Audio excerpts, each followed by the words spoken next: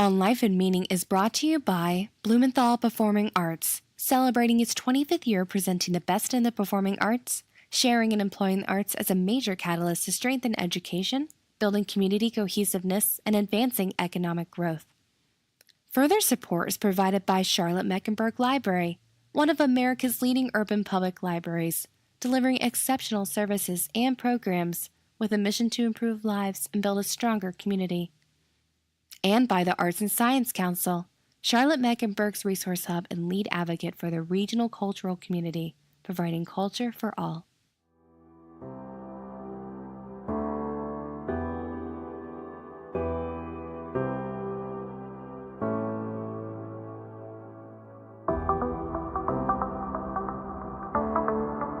The planet is going to survive very well. The planet survived a lot of catastrophes. It's another problem with the planet. There will be new species of animals and plants. The ocean can go acidic and come back from that. It's us. The question remains if we can survive in this changed environment, because the planet will survive and survive a lot of catastrophe, like I mentioned. I don't have children, but I always wonder about people who have children and grandchildren. If they think about it, what do they leave behind that? I don't know, it sounds terribly cliche again, but it's really true. I've seen places and documented places like a Great Barrier Reef 10 years ago, and I realized 10 years ago already those things I've seen or documented, they're gone.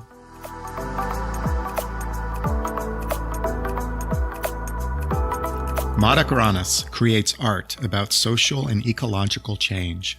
His work considers loss of permanence and expresses grief about the world. Marek is Associate Professor of Sculpture at the Department of Art and Art History in the College of Arts and Architecture at the University of North Carolina at Charlotte. He is a sculptor, installation, performance, and video artist, public art artist and consultant, photographer, and painter. Since 1994, Marek has focused on environmental art and is the author of more than 50 large-scale environmental installations in the United States, Poland, Germany, France, Iceland, Holland, Taiwan, and Australia. Marek has received many prestigious grants and has participated in numerous residencies and art symposiums in Europe, the United States, North America, Asia, Africa, and Australia. In this episode, we explore environmental art, ecological disruption, and the connection between political upheaval and climate change. I'm Mark Paris, and this is On Life and Meaning.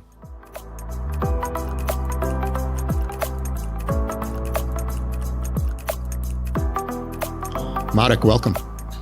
Thank you very much for having me. You are an Associate Professor of Sculpture at the Department of Art and Art History in the College of Arts and Architecture at the University of North Carolina, Charlotte. You are also an artist. Are you an artist who happens to be an academic, or an academic who happens to be an artist? Well, this is the question I believe we all are asking ourselves on some level, talking about my fellow faculty. When I'm in a classroom, I think I am really devoted 100% to my students. And I'm not trying to evaluate myself constantly. I'm an artist in the classroom and I'm a teacher in my studio. So I learned to kind of, on some level, remove myself as an artist. I'm hoping I remain the artist in the classroom, but I'm much, much more devoted to, I would say directly, I feel at the service of my students. So I kind of, I'm trying to facilitate them, their growth and who they are. As an academic, we have a great opportunity to have over 3 months, almost 4 months a year to focus mostly on our research. And those 4 months are usually completely devoted to my work. I do work on my actual research as I'm teaching as well, but I'm not trying to kind of constantly ask myself this question. I mean, there is certain schizophrenia in our act, and it's probably good. It's challenging. As an academic, what courses do you teach? I teach all levels of sculpture. I am the only sculptor at the department, so I'm actually responsible for teaching all the levels. Additionally, I teach installation class, which is a form of sculpture as well. Recently, I have a chance to teach social practice class with our professor of philosophy, Mike Kelly, and that was very interesting experience. That's something we actually think about developing further with the graduate program. Tell me more about that course. Increasingly, artists are probably since late 60s, for a number of reasons that include environmental reasons, social justice, artists are engaging in the projects which are dramatically changing the dynamic of what people traditionally consider an artist as an individual who is inspired by imagination.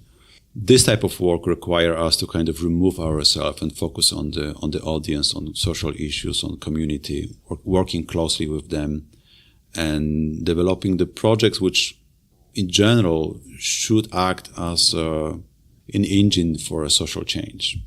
And that might include changing a law, changing the dynamic of local community, neighborhood. And in particular in Charlotte, which is, as we look at it right now, beautiful and wealthy. In the same time, we are one of the places where the social mobility is way behind majority of urban centers in the country. This subject seems to be very appropriate. As an artist, in the broadest terms, what is your art about? That's a good question. I constantly trying to escape from this question. I think defining myself always felt limiting, and I can say in general that last 15 years I'm focusing on the climate change in the very broad sense. Initial from kind of romantic sense of loss and melancholy to lead me to think about more in kind of anthropological sense and social change, social sense, which means that, for example, climate change leading to major migration issues. Climate change also creates opportunity for some industry and for some communities. It's a very complex issue which was recognized by one of the most conservative institutions in this country, Pentagon, over 25 years as a leading issue dealing with national security, but it's a global issue, and places like Charlotte, which is theoretically removed from Arctic far away, is already impacted by it. So it's extremely interesting, and it's extremely broad. What form does your art take? I was initially trained as a sculptor, and my work in Europe in particular was mostly environmental large-scale installations. Over the years, because of the complexity of issues I was dealing, I realized that objects are not necessarily the only way I can talk about them, talking about three-dimensional objects. I paint, I work with video films, I produce films, I work with photography, I work currently with the choreographer on the performance, dance performance, I work with linguists and psychologists. So I would call myself multidisciplinary artist in that sense. I have no devotion to one particular medium right now, and that kind of set me free on many levels to talk about certain issues in certain way, the way I feel it's appropriate, and most likely communicate the idea the best way. And that's the main purpose of kind of switching from different media. Marek, my understanding is that your art is quite broad. It does include photography and video and installations and performance art and mixed media, sculpture, and even board games. Does the broad range of your art diminish mastery of a particular form? The short answer is probably. I have a very unpleasant relation to craft. And that probably relates to the kind of romantic notion what artists are. And that's 19th century, a little maybe compromise idea about this individual who is projecting his visions. I don't necessarily want to see myself as a craft person. I would like to think about myself as a person who is focused on ideas. Therefore, every time when I'm reaching some level of skill in a particular medium, I will drop it. I will automatically drop it. I'm losing interest in exploring this, and I will try to challenge myself with new things. This sounds very, maybe self-centered, that I'm this amazing artist with a capacity to quickly develop something and drop and move on. But it's really true. I don't want my art to be about craft, and I don't want to be recognized for particular skill. I would love to be recognized for particular critical thoughts, and I see myself as a contrarian, and not only in the sense that I will have a temptation to undermine common perception of things, but I will also undermine myself in that sense. So I will undermine my own craft in that context. Ideas take form. Good ideas take good form. When you abandon skill, do you not abandon the idea? No, I'm not. I mean, at some point one can realize that this is already, for me, exhausted, this particular form. The concept maybe still have a potential to be further developed through different media. And then it will evolve and hopefully it will go more sophisticated and deeper. I usually continue 3 or 4 different bodies of work in the same time. And that allows me to switch in between them and kind of remain fresh and, in my mind, relevant in the conversation. But the idea is the main vehicle, the main goal of me and of my activity in general. I've read where you describe different forms of art as different languages. I believe so. And I find moving to this country from Poland extremely educational. I mean, for example, one thing I learned early on, that artists talk a lot about their audience, going back to the idea of kind of romantic artist who is producing work no matter what, doesn't matter for whom. I find myself in the society which is value this relation between the artist as an artistic producer and the audience, and then you produce things for certain people in a certain way and you communicate with them a certain way. I still have some doubts about how universal this approach is, but I value this idea that you can communicate with certain group of people with certain way, talk about possibly the same subject, but to find better way of communicating with them. There is a quote by Charlemagne, "To have another language is to possess another soul." What do you make of that quote? I think it's, I'm aware of this quote. There is another quote, I'm not sure if it was a Churchill, which refers to another language, another life. And it's absolutely true. I think that I do operate, I do travel back between Poland and the United States a lot. And I do operate completely different to those different environments. And I also operate slightly different also in places in the north when I talk to people over there. I think language it's a very crucial element of our life. It's not a theory which is kind of commonly understood as a complete truth, but I do think that the language defines our experience. Our ability to name things, for example, experiences, relationship, through language define our life. I currently work on the project which is actually focusing on untranslatable words. And there's a really great example of how, in particular culture and languages, we can recognize some acts or some moments much better than others. Therefore, we can refer to them and they become our life experience. My experience in language, in particular between Polish and English, was extremely enriching. And I feel like I do live double lives. So like my life extended for let's assume another 80 years.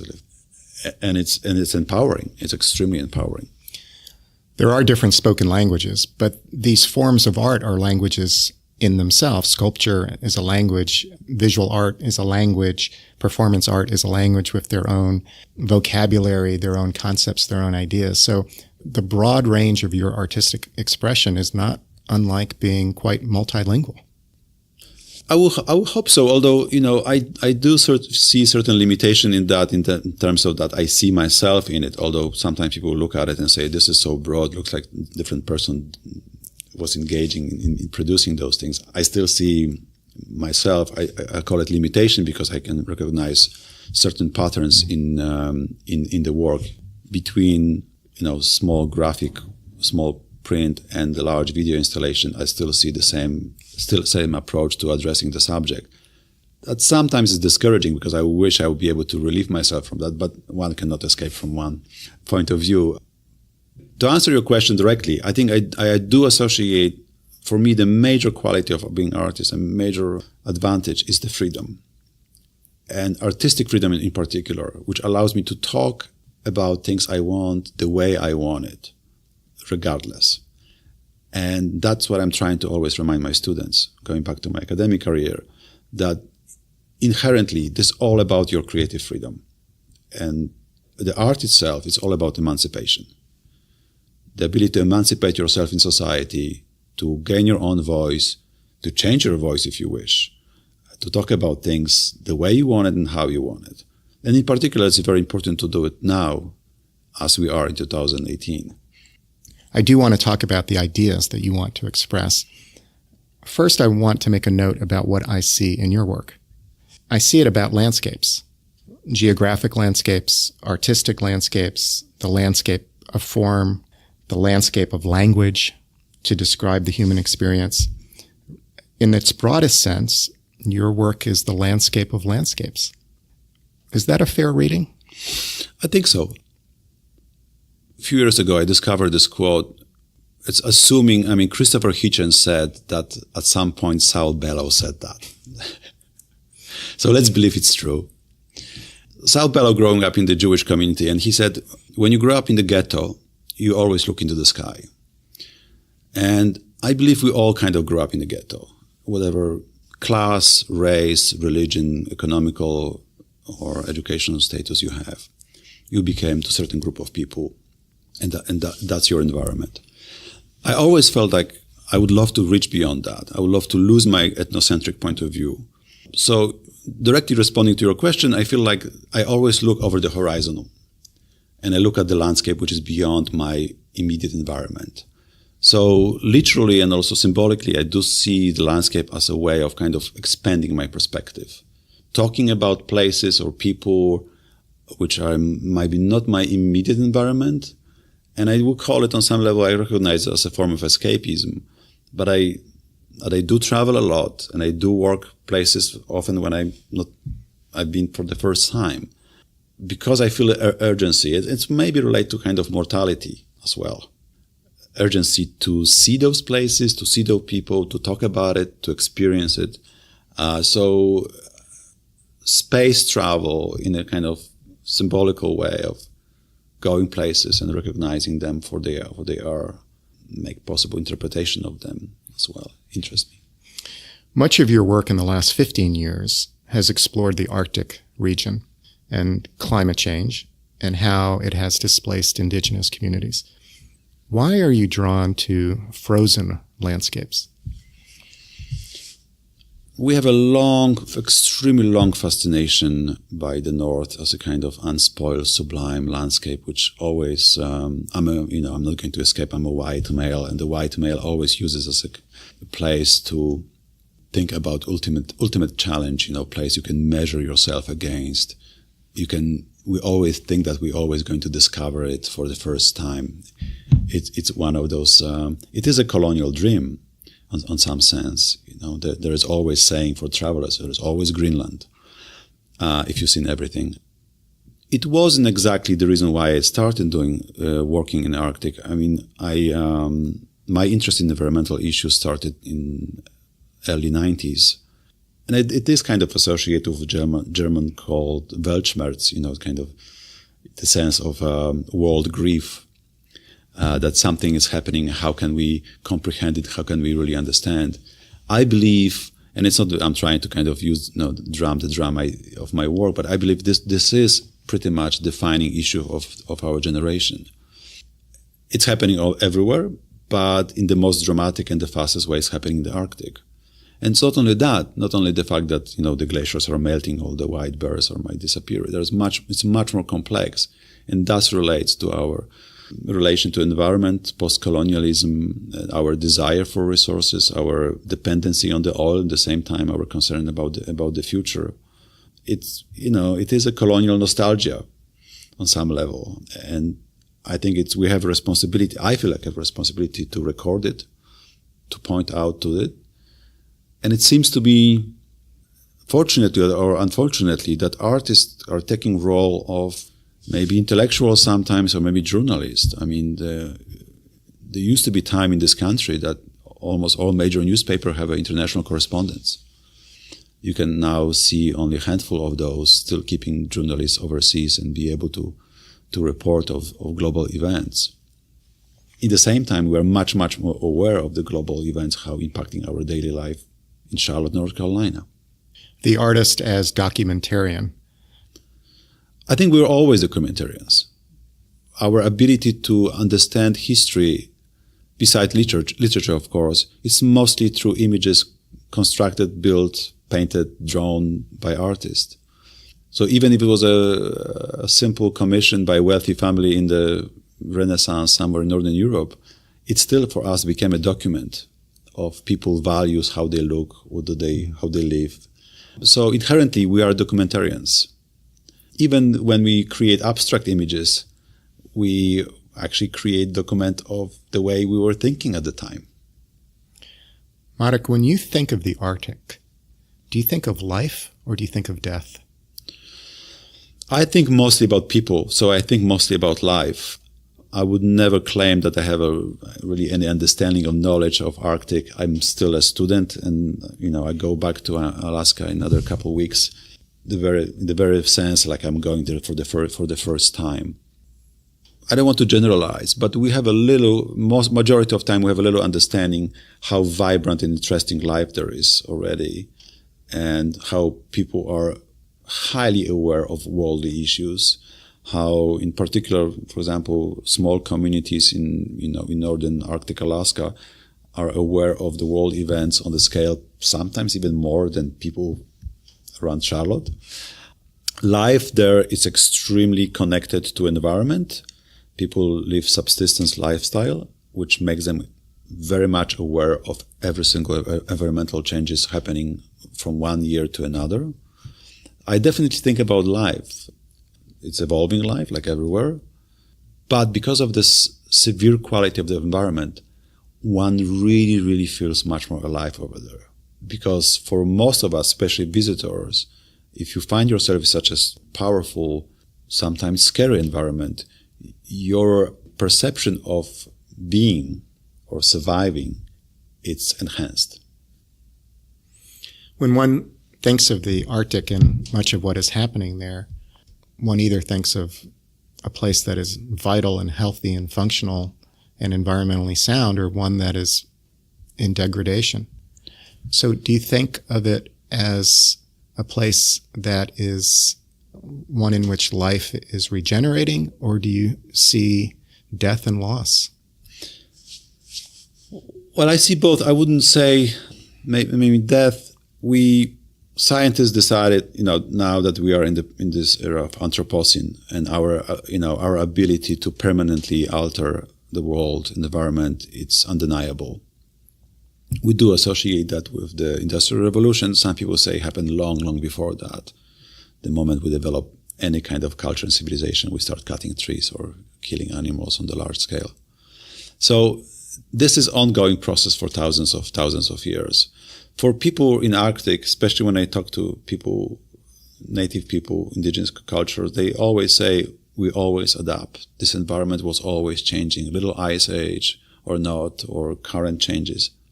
So it's always evolving. Is it evolving now much more dramatic and will make much bigger impact? Absolutely. But people are aware of that, and they are very well prepared to adjust to this.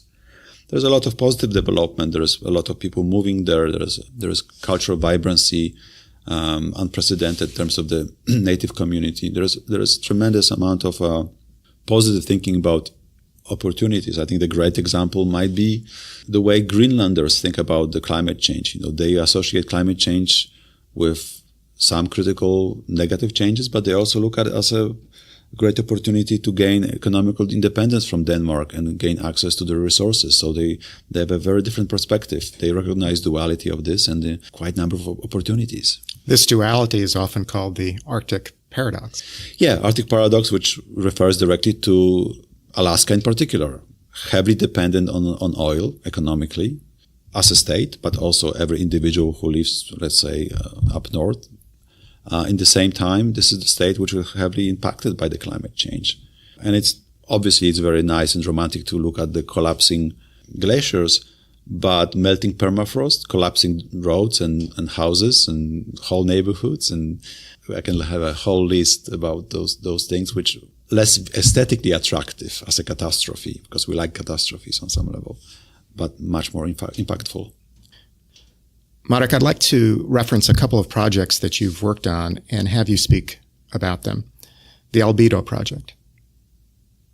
Right. So Albedo project is obviously relates directly to climate change, and albedo means whiteness. As a result of climate change, we're losing the eyes. From the scientific point of view, reflectivity of the Earth is changing, so we absorb more energy. But it also refers directly to my initial interest in climate change, which was mostly based on watching satellite images, using other people's experiences, other people's photographs, and kind of studying them, a kind of remote viewing of those events. And then I started initial series of paintings. And that led me very quickly to go to Alaska in '95 and decided I need to see this up close. I'm not going to be just sitting on my couch and talking about climate change and just have a perception that's based on NASA imagery. And led me to my personal discoveries. Again, I'm not going to deny that my first interest was purely aesthetical.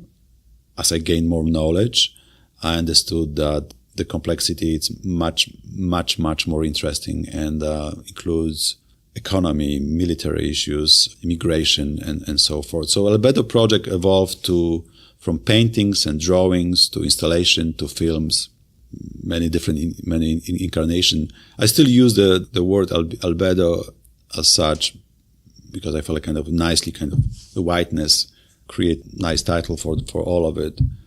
Paradoxically, I believe, led me to also believing that it's connecting to dramatic change in society at large. I mean, we are right now at the time when China, India, South Africa, possibly as well, Brazil became much more economical, much bigger economical powers.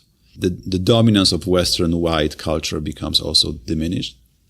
You can associate climate change directly with the activity of white men and the Industrial Revolution. I'm now talking slightly about controversial issues. But when you talk about whiteness, people often think about whiteness of the race.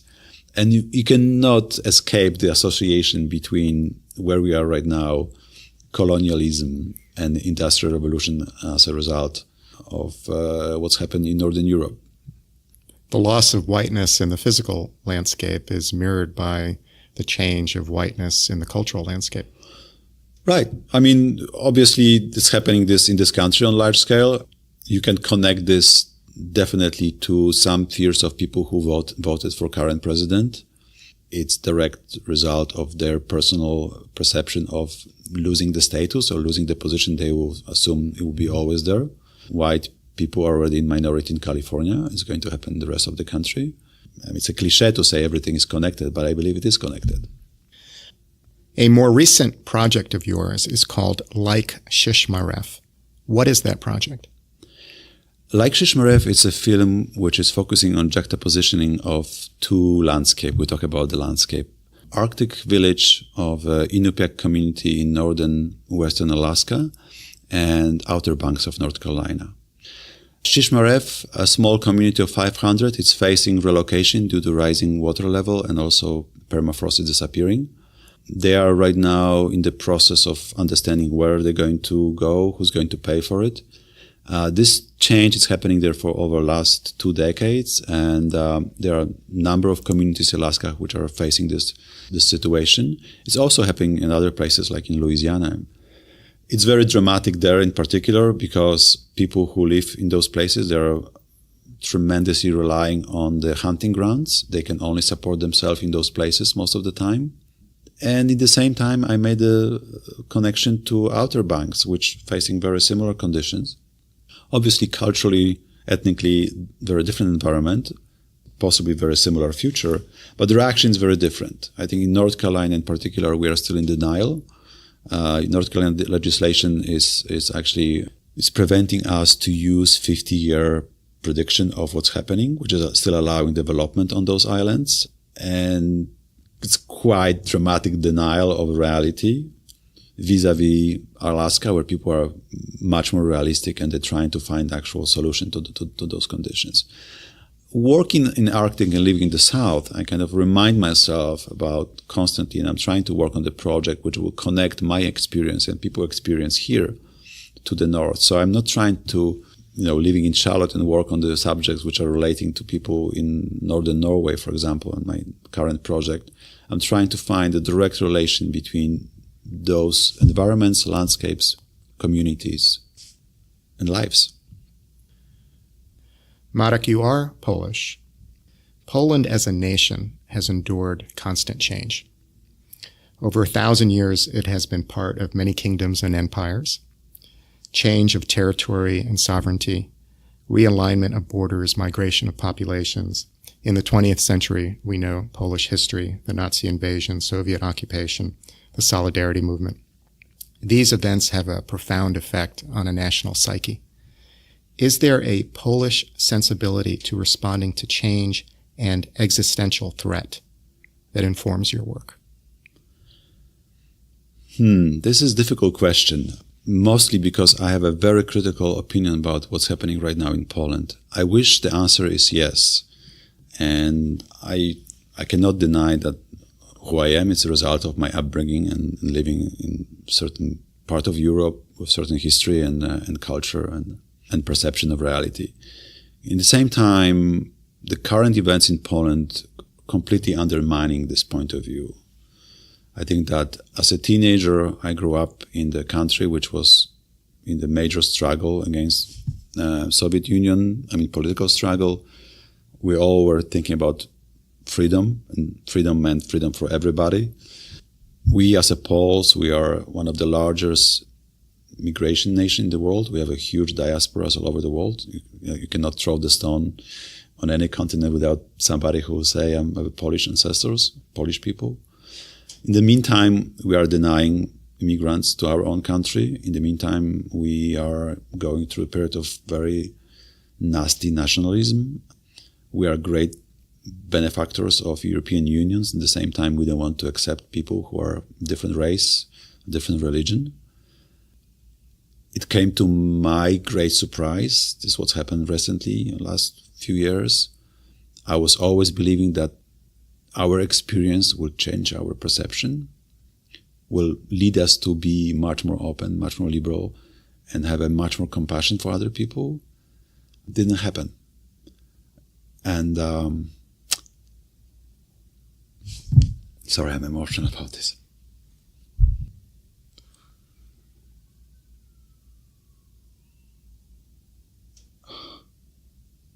I don't know why.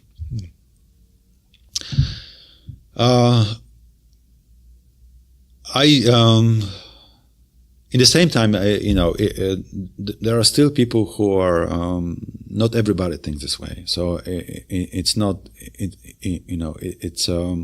it's a nation which never really, I believe, never really went through resolving the trauma of over 200 years of colonialism. It's a nation which never really was allowing itself to go through this period of healing. There's certain denial about our past. For example, we don't want to call ourselves as a post-colonial country. And also we were colonialists as well. We were colonizing our nations, like Ukraine or Belarus. We have a lot of unresolved issues which are swept under the carpet. And that caused, I think, a lot of false assumptions about who we are and where we're going. I'm probing to see if there is a line that can be drawn between your emotional reaction to your nation's history and your interest in climate change. In some ways, isn't Poland as a nation always been at the other end of political climate change? I made a conscious decision as an art student to see beyond Polish self-centered suffrage. We are the nation where we constantly see ourselves as a victim of history. If you look around, there's a lot of victims of history. There's a lot of nations all over South America, for example, which history could be compared and it could be even more dramatic. I make a point early on to be beyond those particularisms and see larger picture. I think we were in the end very fortunate as a nation, what's happened to us. Our transition from a communist to democratic system was pretty bloodless. There are obviously dramatic issues, but we are now economically very successful country. In comparison, pretty wealthy country as well. I think we should have a growing obligation to see beyond our national interest and to play a much larger role as a nation in one of the wealthiest continents in the world who can see beyond its border. And climate change is part of it. I did a number of projects about climate change in Poland with very little interest of people and audience. It's not on people's radar. It's not what they relate to it. They still think it's a hoax. Noblesse oblige, with the freedom and the prosperity we're experiencing, we cannot always be on this other side, on the side of being the ones who are extending a hand for help constantly and talk about how much we suffer. It is interesting that you say that you made this artistic, intellectual decision to have an arm's length relationship with your country, but at the same time you have a very emotional reaction to what is happening. Yes, because when you are a teenager and you're very idealistic and you have this idea that we are all in this together and this is going to be amazing, and then you realize that your friends who are part of it, they become hardcore nationalists. It's a great disappointment. You realize we're talking about two different freedoms. And I'm talking about freedom for LGBT community. I'm talking about freedom of different race, of different ethnicity, religion. Suddenly, the freedom doesn't mean freedom. I mean, freedom from whom? From whom? What does our collective denial about climate change say about the human condition? Somebody told me here in America that, we can be perfectly ignorant if our livelihood will depend on it. That might be part of it. Poland as a growing economy, people have a great desire for consuming more and be part of the global market and capitalism. Environment, it's on the very last place. I'm coming from beautiful, gorgeous medieval city called Wroclaw in Poland, which is one of the most polluted place in the whole Europe. We are still heavily dependent on coal. Majority of people use coal to heat their houses. There are no regulations whatsoever in terms of those issues, use of energy. It's critical. I mean, thousands of people die of cancer. People are sick every winter. The air is absolutely impossible to breathe in the winter because of the pollution. And we pretend nothing happens for the sake of growing economy. What are the emotions you feel as you document these changes to the environment? I think the major emotion is urgency. I feel tremendous urgency. I feel like very often I'm in places, in situations which I realize when I'm taking pictures or videotape somebody or some places that I'm leaving a record of that. And I think that gives me a tremendous amount of energy to feel like it's important to talk about it. It's important to leave the record of this. Hopefully, it will make some change in people's mind. I have a great opportunity recently to present my work at the interdisciplinary conferences, which also include politicians and people who are scientists. I don't want to dismiss art audience, but I find this much more gratifying because I'm talking to people or presenting to people who have already possibly power and interest in making those changes. I'm not delusional or naive about art being able to kind of dramatically change our life, but I think there are small steps we can make. Mm-hmm. I think that the urgency, it's part of it, but also, like I said before, I think that we have a tendency to rely on the very simple single liners, which are simplifying the issues. They're much more complex. The nuances are important. I think the problem in current culture and contemporary culture is that we're trying to kind of simplify world to the black and white relations. Not good. And very, very dangerous also. The planet is going to survive very well. The planet survived a lot of catastrophes. It's another problem with the planet. There will be new species of animals and plants. The ocean can go acidic and come back from that. it's us. The question remains if we can survive in this changed environment, because the planet will survive and survive a lot of catastrophe, like I mentioned. I don't have children, but I always wonder about people who have children and grandchildren. If they think about it, what do they leave behind that? I don't know. It sounds terribly cliche again, but it's really true. I've seen places and documented places like a Great Barrier Reef 10 years ago, and I realized 10 years ago already those things I've seen or documented, they're gone. Marek, you grew up in Wroclaw. Yes. How would you describe your childhood?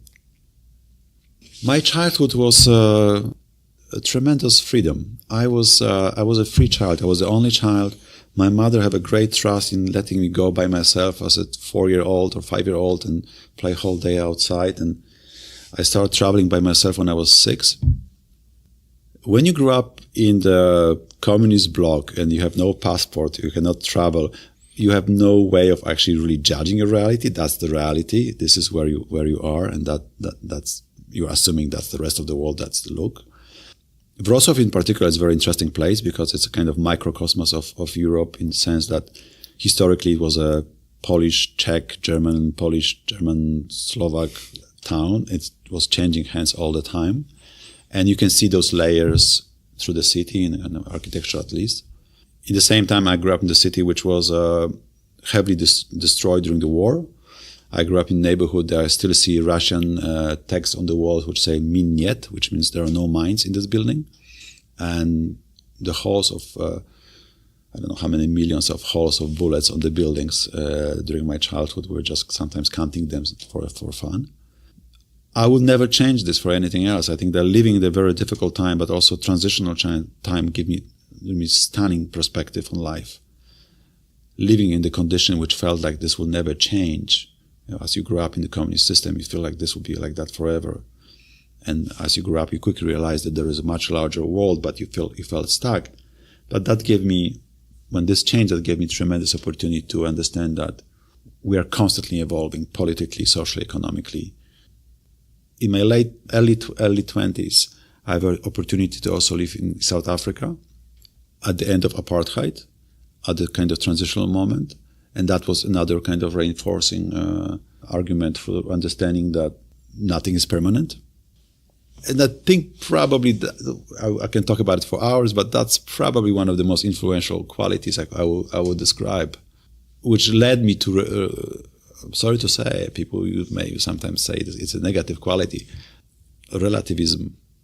Relativism. Yeah, understanding that everything can change. Everything looks different from different angles. But Poland in the 1980s and South Africa in the 1990s were also periods of great idealism. Definitely. Big differences, though. I think that, extremely homogenic society, Poland, homogenic by race and religion. Then you have a multicultural society in South Africa going through a very dramatic period. The idealism associated with Mandela, I think, was crucial for all of us because the whole world was watching that. The same way people probably similarly maybe look at Lech Wałęsa.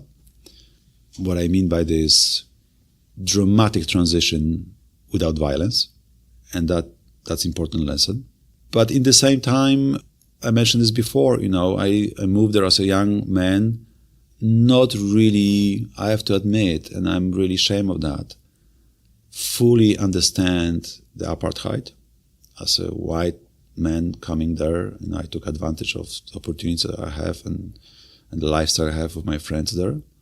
It took me years to fully understand how blind I was and how self-centered I was, coming from communist country thinking about, I'm the one who is suffering here. We're all sitting on our wounds, but we're also very focused on our wounds. You went to the Academy of Fine Arts in Wroclaw. What do you remember about those years? I remember a tremendous amount of idealism and naivete in the same time. We do associate in this country in particular education with a very direct connection between your investment in education and your career, your future. At the time, for us, university was a lifestyle. I have colleagues who were spending 10 years at university because it was free. You can just go forever. And they did. So we were in this kind of laboratory of alienated ideas, exploring things nobody really cared about. In the same time, never really thinking about the future. It was completely surreal, romantic concept of making art for art's sake, without any connection to any market, any practical application, any sense of how we're going to support ourselves, what's going to happen to us. Fantastic. You met a fellow artist who became very important to you. Who was that artist?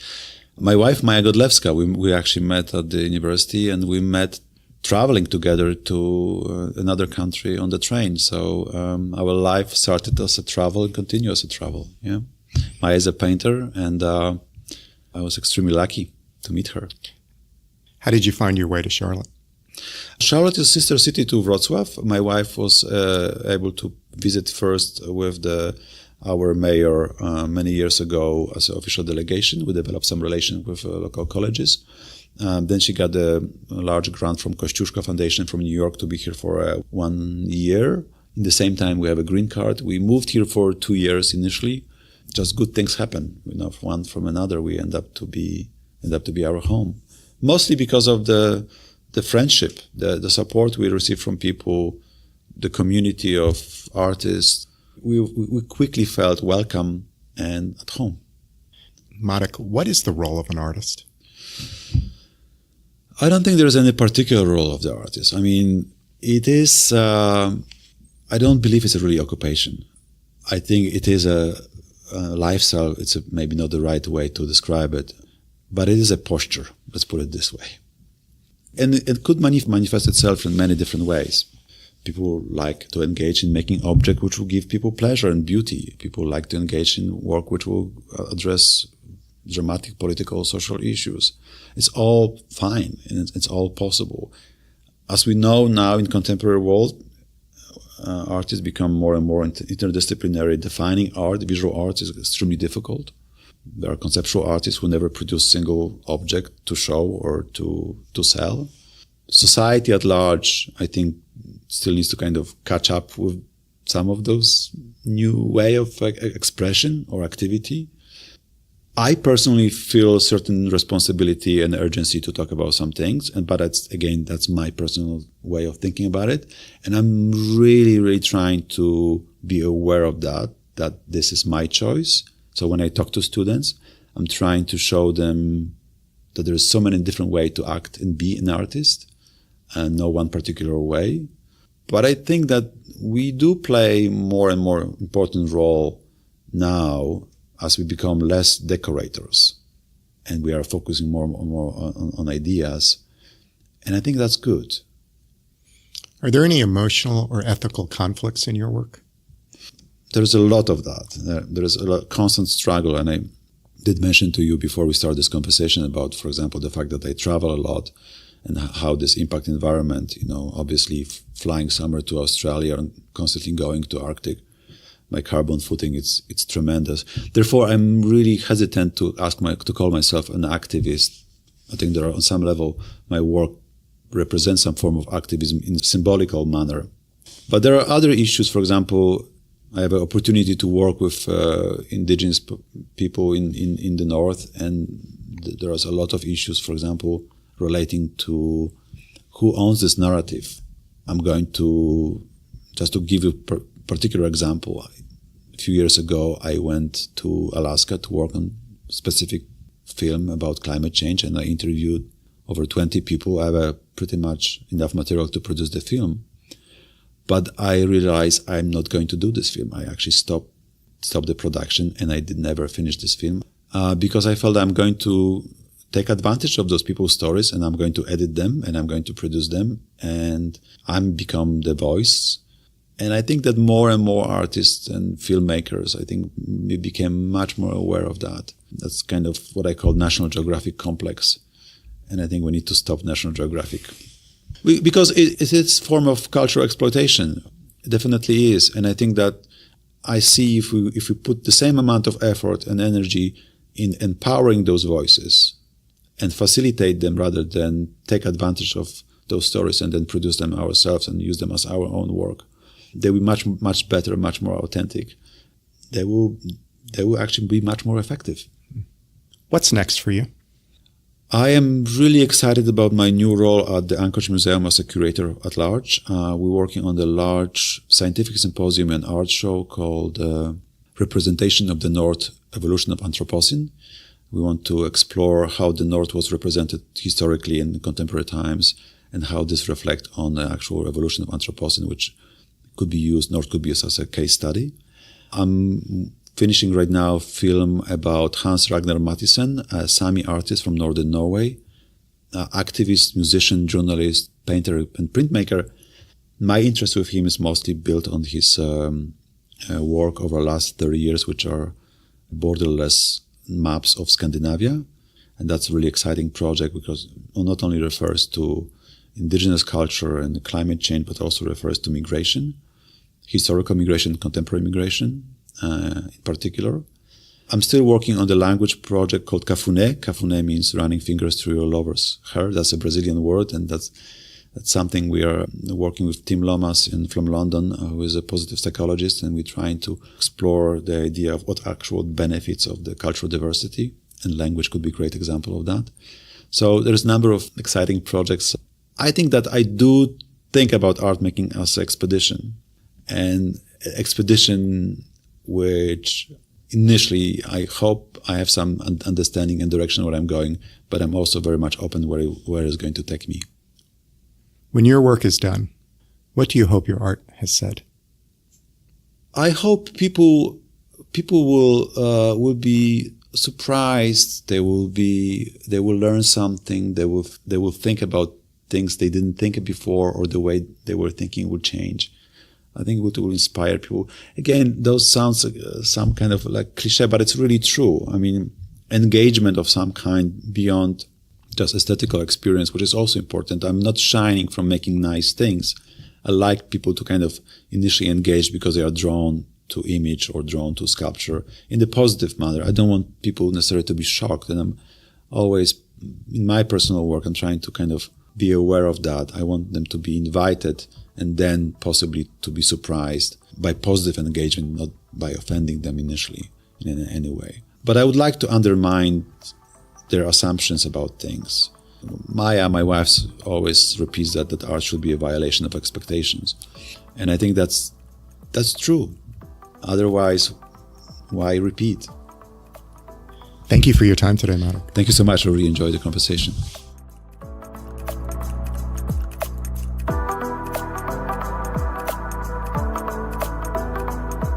Marek Ranis is an interdisciplinary artist and associate professor of sculpture at the University of North Carolina at Charlotte. He earned an art and design diploma from the Lyceum of Fine Arts and an MFA in sculpture studio art from the Academy of Fine Arts in Wroclaw, Poland.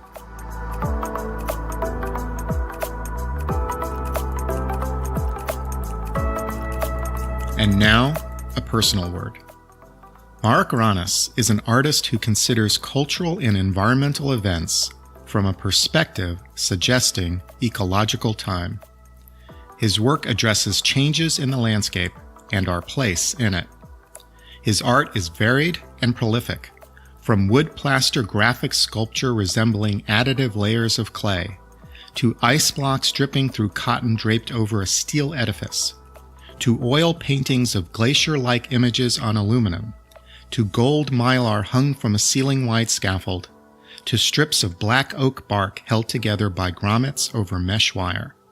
Then there are the interpretations of satellite photographs of the Arctic tundra to videos comparing seascapes in different continents.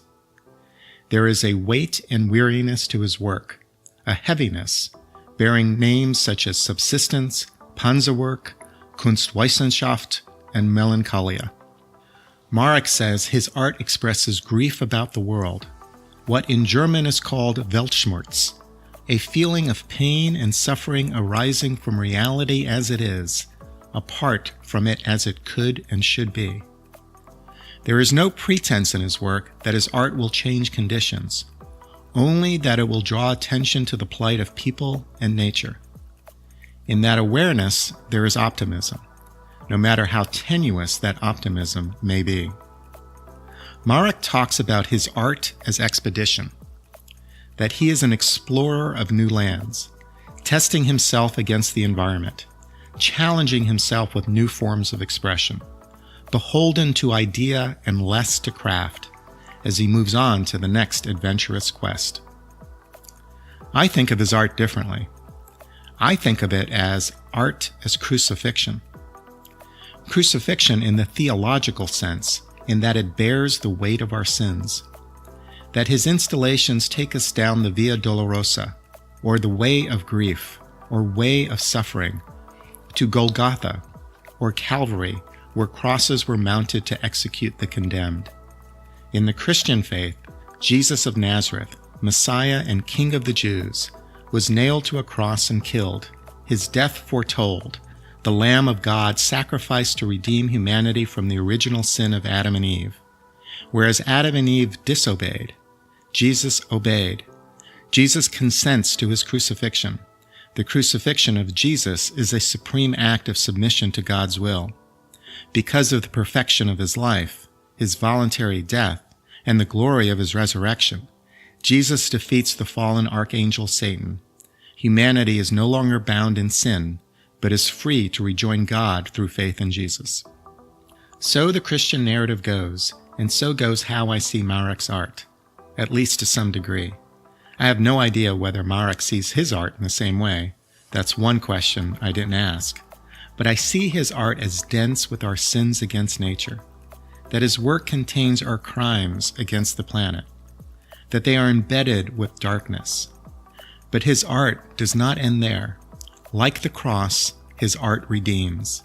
In gathering our sins, his installations are vessels for our salvation. That harmony with nature is within reach if we repent and devote ourselves to life.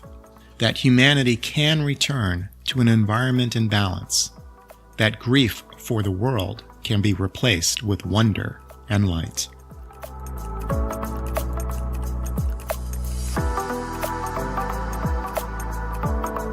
This is Mark Paris, and you've been listening to On Life and Meaning. Additional support for this podcast is provided by the UNC College of Arts and Architecture, celebrating a decade of creative education in the arts and design. Thank you to our funding partners, and to my teammates, Andy Go, producer of the show, and to Chris Curriton, art and media director. This is how you can help. Please write a review on iTunes. It helps us grow our audience. Follow us on Facebook and Twitter. We'd love to hear what you think about the show. And become a patron. We are on Patreon, a crowdsourcing platform that allows you to support what you value at a level you choose. Visit us also on our website on lifeandmeaning.com. Thank you for listening.